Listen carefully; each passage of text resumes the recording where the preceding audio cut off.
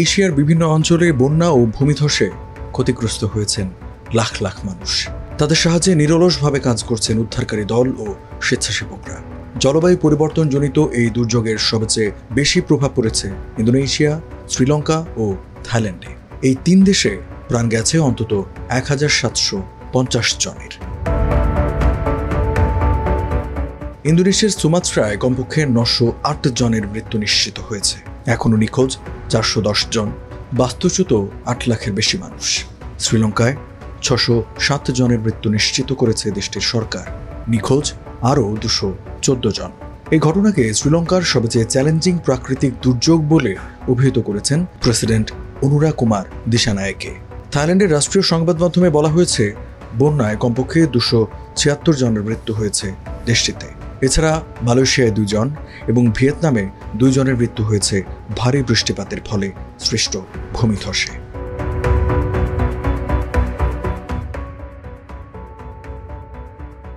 ইন্দোনেশিয়ার সুমাত্রায় গত সপ্তাহের আকস্মিক বন্যা ও ভূমিধসের পর বেঁচে যাওয়া মানুষ স্বাভাবিক জীবনে ফেরার যুদ্ধ চালাচ্ছেন। দেশের আবহাওয়া সংস্থা সতর্ক করেছে, আছেহ প্রদেশে 6 ডিসেম্বর পর্যন্ত খুব ভারী বৃষ্টি হতে পারে। অতিরিক্ত বৃষ্টির ঝুঁকিতে আছে উত্তর ও পশ্চিম সুমাত্রা অঞ্চল।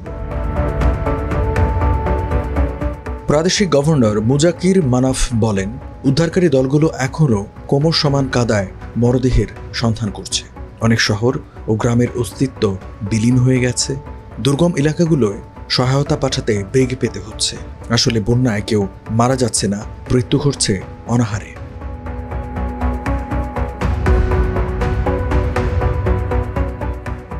শ্রীলঙ্কায় ক্ষতিগ্রস্ত মানুষের সংখ্যা 20 লাখ ছাড়িয়েছে। এই সংখ্যা দেশটির মোট জনসংখ্যার 10%। ভারী বৃষ্টি অব্যাহত থাকায় নতুন ভূমিধসের ঝুঁকি তীব্র বলে সতর্ক করেছেন কর্মকর্তারা। শ্রীলঙ্কার দুর্যোগ ব্যবস্থাপনা কেন্দ্র বলছে, 71,000-এর বেশি বাড়ি ক্ষতিগ্রস্ত হয়েছে। অনেক জায়গায় আশঙ্কা করা হচ্ছে আরও বৃষ্টির ফলে বন্যা ও ভূমিধসের ঘটনা আরও বাড়তে পারে।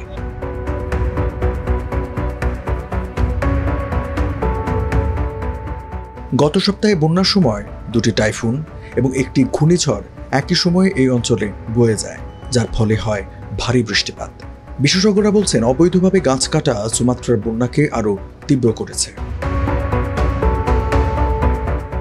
এছাড়া খনিজ উত্তোলন, বনাঞ্চল উজাড় এবং অগ্নিকাণ্ডের কারণে ইন্দোনেশিয়া বিশ্বের সেই দেশগুলোর মধ্যে অন্যতম, যেগুলোতে প্রতি বছর সবচেয়ে বেশি ক্ষতিগ্রস্ত হয় বনভূমি। সাম্প্রতিক দশকগুলোতে ইন্দোনেশিয়ার সবুজ বনাঞ্চলের বিশাল অংশ উধাও হয়ে গেছে। ইন্দোনেশিয়ার বনমন্ত্রী রাজা জুলি আন্তানি বলেন, সুমাত্রার বন্যা কবলিত এলাকাসহ 7.5 লাখ হেক্টর এলাকা জুড়ে 20টি কোম্পানির কাঠ কাটার লাইসেন্স বাতিল করা হয়েছে। এদিকে উত্তর সুমাত্রার দুর্যোগ কবলিত এলাকায় পরিচালিত পাম তেল, খনি এবং বিদ্যুৎ কেন্দ্র কোম্পানিগুলোর কার্যক্রম তাৎক্ষণিকভাবে বন্ধ করে দিয়েছেন পরিবেশ মন্ত্রী হানিফ ফয়সল নুরফিক।